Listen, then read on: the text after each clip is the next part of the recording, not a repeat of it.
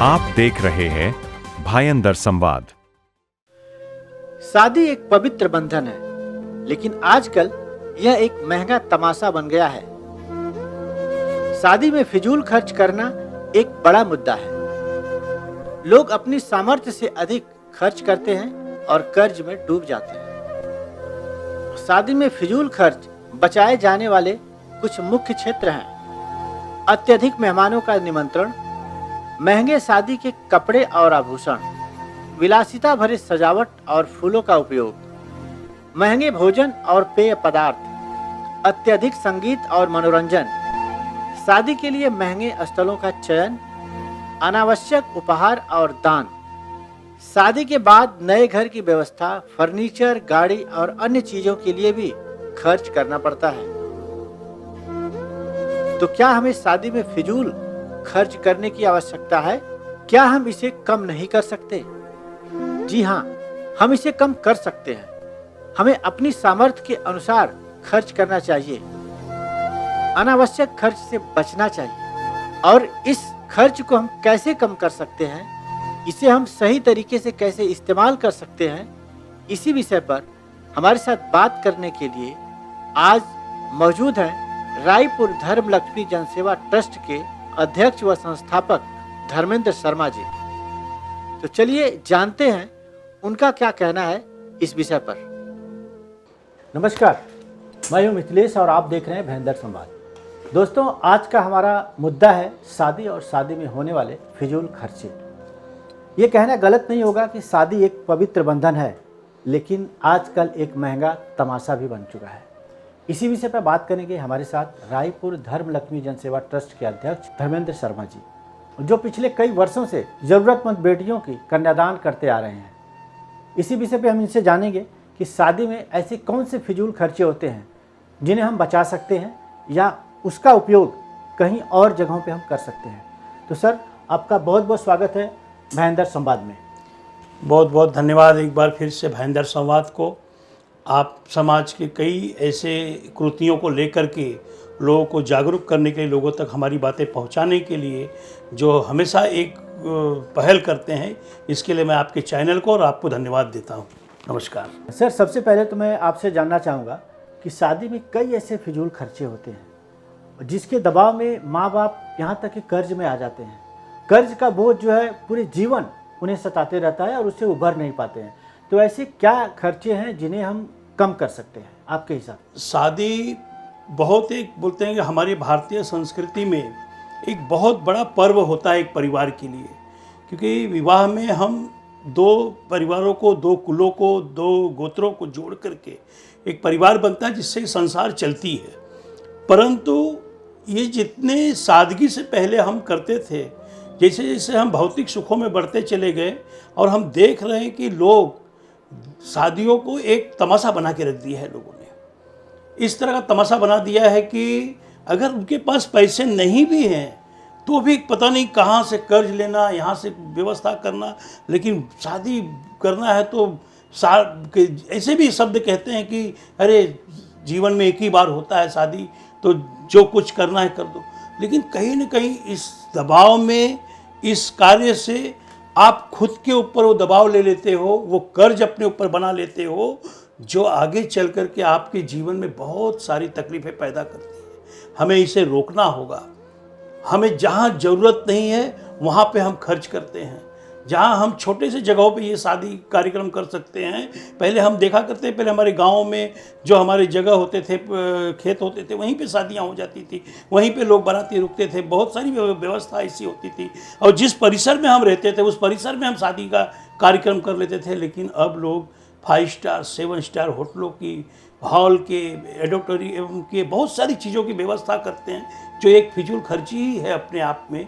और ये खर्च बढ़ता चला जाता है। और जब एक व्यक्ति इस तरह का कार्य करता है तो उससे संपर्क में रहने वाले सभी लोग उससे ऊंचा बनने के चक्कर में कर्ज में डूबते चले जाते हैं, लेकिन खर्च करते हैं, जिसे रोकना बहुत ज़रूरी है। जैसे कुछ लोगों का मानना है सर कि हम शादी में क्या खर्चे कम कर सकते हैं? क्या अधिक मेहमानों को नहीं बुलाएं? क्या अधिक सजावट नहीं करें? या खाने पीने की चीज़ों को हम कुछ सीमित रखें, तो आपके हिसाब से ऐसी कौन सी चीज़ें हैं जिसको हम कम कर सकते हैं शादी में? बहुत सारी चीज़ें हैं जो हम कम कर सकते हैं। अभी आप आजकल देखते होंगे कि शादी और एक दिन होता है, उसके पहले एक एंगेजमेंट कार्यक्रम होता था, लेकिन अब आप देखते हैं कि शादी को लोगों ने 4-5 इवेंट में बदल दिया है।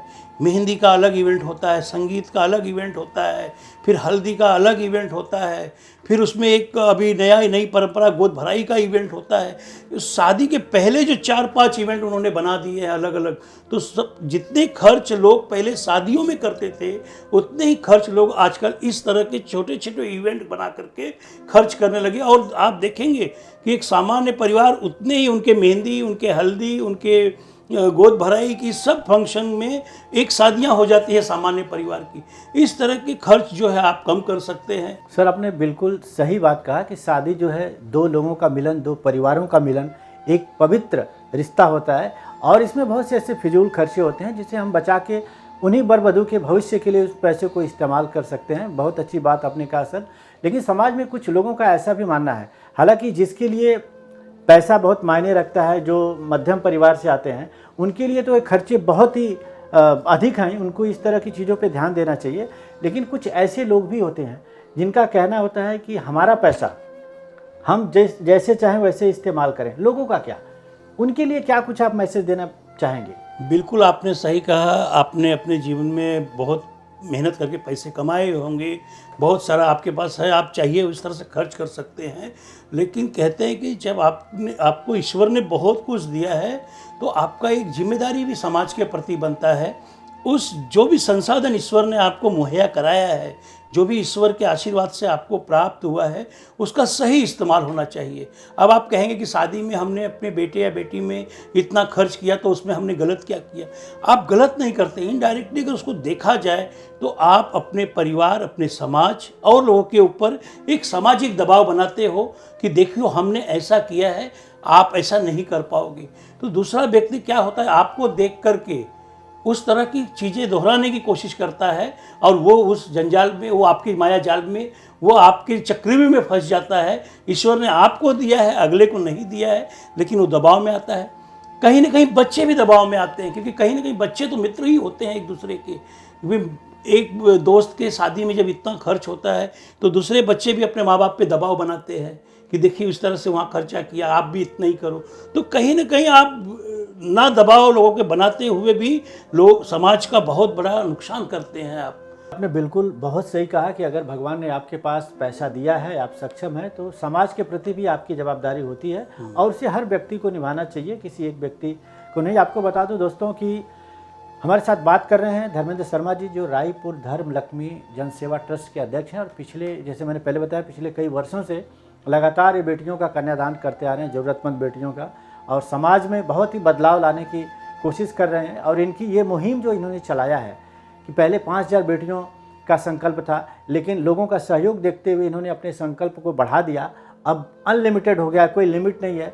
इनका ऐसा मानना है कि जब तक जितना हो सकेगा हम बेटियों का लगातार कन्यादान करते रहेंगे। इसी उद्देश्य से ये हमेशा आगे बढ़ते आ रहे हैं। सवाल मेरा एक सर और है आपसे, क्या आप ऐसे लोगों को कुछ संदेश देना चाहेंगे जो खुद चाहते तो हैं कि हम अपने पैसे को सही इस्तेमाल करें, लेकिन उनको कोई प्लेटफॉर्म नहीं मिल पाता है, ऐसी कोई संस्था भरोसेमंद नहीं मिल पाती है कि अपने पैसे को कहाँ दान करें? बहुत अच्छा सवाल आपका है और मैं लोगों को ये कहना भी चाहूँगा कि खुशी के माहौल में, जब आपके घर में आपकी बच्ची की शादी है या बेटे की शादी है, जो भी खुशी का माहौल आपके घर में है, उस खुशी के माहौल को आप और भी खुशनुमा बना सकते हो, क्योंकि जब आपका आत्मसंतुष्टि होता है तो सब कुछ संतुष्ट होता है। आप अगर अपने बेटे या बेटी की शादी में जो भी खर्च कर रहे हैं, आप एक अपने मन में बनाइए कि अगर आप अपने बेटी की शादी में 10 लाख खर्च कर रहे हैं, 15 लाख खर्च कर रहे हैं, उसमें कितना कम कर सकते हैं उतना कम करिए और एक सोच के चलिए कि हम उस खर्च का एक छोटा सा हिस्सा 10%, 5% हम ऐसी किसी सामाजिक संस्था को दें जो इस तरह की शादियाँ, जैसे हम सामूहिक विवाह का आयोजन करते हैं। हमने यहाँ पे एक बेटी का कन्यादान के लिए 1,11,000 रुपये की राशि रखी है, और जो व्यक्ति अगर अपनी बेटी की शादी में 20-25 लाख खर्च कर रहा है तो उसको चाहिए कि वो अपनी बेटी को एक प्यारा सा आशीर्वाद देने के लिए एक प्यारा सा पुण्य अपने लिए अर्जित करने के लिए उसी पैसे में से एक खर्च को इसको भी बना के रखे कि हम इस एक बेटी के लिए 51,000 रुपया या 1,11,000 रुपया हम किसी संस्था को दान करें कि ये बेटी की शादी हमारी तरफ से हो। अब या तो आप किसी संस्था को मत दीजिए, मैं ये भी कहता हूँ, लेकिन आपको लगता है कि जो मंडप आपने बनाया है, जो शादी का एक पूरी तैयारी आपकी है, वहाँ एक छोटा सा और मंडप बनाइए और ऐसे परिवार को ढूंढिए और उसकी बेटी की शादी वहाँ पे आप कर दीजिए। इससे बड़ा पुण्य कुछ नहीं है। मैं एक विषय पे आपसे जानना चाहूँगा सर। पहले के ज़माने में देखा जाता था, आज भी वो प्रथा है कि लोग ढोल नगाड़े के साथ गांव में या लोगों पे शादियां करने जाते हैं हर जगह पे। इसके बाद एक प्रथा आई मंदिरों में विवाह करने की, फिर धीरे धीरे अब कोर्ट मैरिज करते हैं। तो कहीं ना कहीं प्रथा के साथ देखा जाए तो बहुत सारे खर्चे कम हुए। इसके विषय में आप कुछ कहना चाहेंगे, ये कितना सही है? देखिए, जब कोर्ट मैरिज आया और मंदिरों में लोग विवाह पहले से भी करते थे, पहले अधिकतर विवाह मंदिरों में ही होते थे क्योंकि मंदिर को ही शुभ माना जाता था। कहते ये शुभ काम कहाँ करेंगे, मंदिर में करेंगे। कभी कोई पूजा करना होता, आप याद करिए, तो घर वाले कहते थे चलो ये पूजा हम मंदिर में करेंगे। तो मंदिर तो सबसे पवित्र जगह है, उसको तो आप बोल ही नहीं सकते कि यहाँ नहीं करना चाहिए। ये एक ऐसा जगह है कि आप ईश्वर के चरणों में जा कर के अपनी बेटी का कन्यादान कर रहे हैं, ये सबसे बढ़िया वो है और वहाँ करना भी चाहिए। वो उस शादी को तो मैं हमेशा 101% बोलता हूँ कि इस तरह की शादी में ईश्वर का पूरा आशीर्वाद आपको मिलेगा। कोर्ट विवाह सरकार ने अपनी तरफ से एक सुविधा बनाई लोगों के लिए कि जिनके पास पैसे नहीं हैं, जिनके पास कुछ प्रॉब्लम्स हैं, जिनके पास समय की कमी होती है, वो सभी लोगों के लिए एक व्यवस्था बनाई और वो भी बहुत सुंदर व्यवस्था है। उस सुंदर व्यवस्था के साथ अगर वहाँ पे भी लोग विवाह कर रहे हैं तो ये बहुत बढ़िया है, बहुत अच्छा है।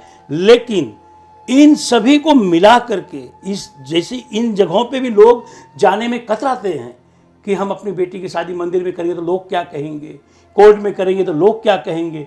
इसी सब बातों को ध्यान में रख के हमने सामूहिक विवाह की शुरुआत की और सामूहिक विवाह में भी ऐसी शुरुआत की कि वो इवेंट की तरह बना दिया हमने कि भाई आप आइए, आपके लिए हमने मंडप बनाया हुआ है, आपके लिए हमने महाराज की व्यवस्था की है, आचार्य की व्यवस्था की है, आपके लिए हमने अलग से खाने की व्यवस्था रखी हुई है, सब कुछ बढ़िया है। आप बारात लेकर के आइए, लड़के लड़की दोनों बैठिए, विवाह करिए आपके रीति रिवाज से, आपकी परंपरा के अनुसार से, ताकि आपकी जो भावना हो कहीं से भी आहत विदा हो और आपका कार्य भी सुंदर तरीके से हो जाए। यही व्यवस्था लेकर के हम पिछले 8 सालों से चल रहे हैं और अब इसे पूरे देश में लेके जा रहे हैं। आपने जैसा बताया कि सर पिछले 8 वर्षों से इस व्यवस्था को लेकर चल रहे हैं, क्या कुछ आपके नज़रिए से लोग सीख पाए हैं आपके इस कार्य से? क्या कुछ बदलाव आप देखते हैं? देखिए, कोई भी चीज़ इतना आसान नहीं है समाज के विचारों को बदलना, और कोई भी चीज़ इतने जब हमने संस्था शुरू की थी तो कुछ लोग तो हमको समझ ही नहीं पा रहे थे, कुछ लोगों ने तो काफ़ी अलग तरह से अवहेलना करते थे, लेकिन धीरे धीरे बहुत सारा परिवर्तन आना शुरू हो गया। लोगों ने चीज़ों को एक्सेप्ट करना, पहली बात तो लोगों ने स्वीकार करना शुरू किया। पहले लोग स्वीकार नहीं करते थे, मतलब ना इस कार्य को स्वीकार करते थे हमारे, और ना हमसे स्वीकार करते थे, ना हमें स्वीकार करते कि हम क्या कर रहे हैं। तो अच्छी बात है, अगर ये दोनों चीज़ स्वीकार करने लगे लोग, ये सबसे बड़ी सफलता है। और अब हम जहाँ भी जा रहे हैं, इस कार्य को हम राजस्थान में भी लेके जा रहे हैं, बनारस लेके जा रहे हैं, दिल्ली लेके जा रहे हैं, मध्य प्रदेश लेके जा रहे हैं, बिहार लेके जा रहे हैं। जहाँ भी जाकर के इस कार्यक्रम की हम चर्चा कर रहे हैं, उस चर्चा से लोग प्रभावित हो रहे हैं, लोग खुश हो रहे हैं, लोगों के अंदर ये भावना हो रही है कि ऐसा भी हो सकता है। ये जब शब्द उनके मुँह से मैं सुनता हूँ तो मुझे लगता है कि हमने कुछ नहीं तो अगर एक अंश भी समाज को हमने बदला तो ये हमारी उपलब्धि होगी। इतना सोच के ही चलना चाहिए। थोड़ा सा मैं आपको इस मुद्दे से पीछे लेके जाता हूँ। जैसा कि आपने कहा कि अभी तक करीब सैकड़ों बेटियों का कन्यादान अपनी संस्था के माध्यम से आप कर चुके हैं। जब वो माँ बाप, वो पेरेंट्स, वो कपल्स शादी के बाद कभी मिलते हैं तो क्या रिएक्शन रहता है? सब बड़ा खुशी होती है जब शादी हो जाने के बाद। जिस दिन शादी होती, पहले उस दिन का बात बताऊँ, जब शादी ख़त्म होने के बाद हमसे उम्र में कितने बड़े होते हैं, बुजुर्ग होते हैं, वो आके जब हाथ पैर पड़ने लगते, कुछ लोग पैर छूने लगते हैं तो बड़ा अजीब लगता है कि तब मुझे महसूस होता है कभी कभी क्या मैंने इतना कोई बड़ा काम किया या हमने कोई इतना बड़ा काम कर दिया है। तो हमें अगर ईश्वर ने दिया है तो हमारा कर्तव्य बनता है। तो जब वो पैर छूते हैं ना तो ऐसा लगता है कि ये क्या है, मतलब कि अभी भी लोगों को बहुत कुछ सेवाओं की ज़रूरत है। और फिर शादी के बाद जब बेटे बेटियां यहाँ पे आते हैं, जिस तरह से पैर छूते हैं तो बड़ा अजीब लगता है हमको भी, लेकिन बहुत खुशी मिलती है कि जैसे लगता है कि वो हमारी ही बेटी है और उसी तरह से दिल से मिलते हैं। कई बच्चियाँ आती गले भी लग जाती हैं, रोने भी लगती हैं कहीं कि हमारे ऊपर तो कितना प्रॉब्लम था, हमारे माता पिता शादी के लिए कितना चिंतित थे, लेकिन आपकी वजह से ये दिन हमारे लिए आया और हमने किया। बहुत खुशी होती है और उनके चेहरे पे वो खुशी देख के दिल खुश गदगद हो जाता है। बिल्कुल सही कहा सर आपने कि आप काम जो इतना पुण्य का कर रहे हैं ना, आपके लिए तो ठीक है, आप अपना एक समाज के प्रति जो दायित्व है उसको निभा रहे हैं, लेकिन एक कहावत कहते हैं ना, डूबते को तिनके का सहारा होता है। इस महंगाई के मार से, इस बेरोजगारी में लोगों के लिए बेटियां कहीं ना कहीं एक बोझ लगने लगती हैं, और जब ऐसी कोई संस्था, ऐसा कोई सपोर्ट उनको मिल जाए कि जो उनके बोझ को ही ख़त्म कर दे, तो कहीं ना कहीं वो दिल से उनकी दुआएं निकलती है। शायद यही वजह है कि जो आप कह रहे हैं कि लोग आके रोने लगते हैं, तो शायद ये समाज में ऐसे हर व्यक्ति को सोचना चाहिए और जो भी सक्षम है उसे करना चाहिए। मैं चलते चलते आपसे चाहूँगा कि ऐसे लोगों के लिए कुछ मैसेज देना चाहें कि जो लोग सामने निकल के आएँ और समाज के प्रति अपना दायित्व निभाएं। कुछ देखिए, मैं लोगों से तो पिछले 8 सालों से अपील कर रहा हूँ, आज भी अपील कर रहा हूँ।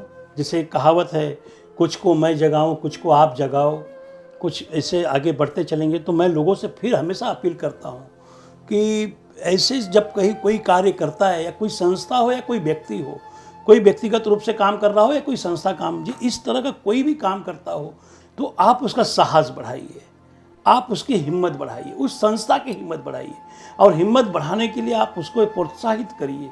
हाथ जोड़ के अपील करता हूँ, आइए एक बार फिर से कन्यादान परिवार से जुड़िए और इस कार्य को आगे बढ़ाइए, क्योंकि इसे पूरे देश में ले जाना है। जय हिंद, जय कन्यादान। तो दोस्तों, आपने देखा आज का हमारा विषय था शादी में फिजूल खर्चे, जिसके ऊपर रायपुर धर्मलक्ष्मी जनसेवा ट्रस्ट के अध्यक्ष व संस्थापक धर्मेंद्र शर्मा जी ने बहुत अच्छी अच्छी बातें बताई। मैं चाहूँगा कि इस वीडियो को देख के, इस हमारे मुलाकात को देख के आप ज़रूर इससे कुछ सीख लेंगे।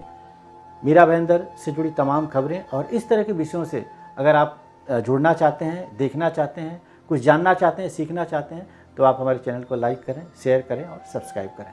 मीरा भाईंदर से जुड़ी खबरों को जानने के लिए आप हमारे चैनल को लाइक, शेयर और सब्सक्राइब करें।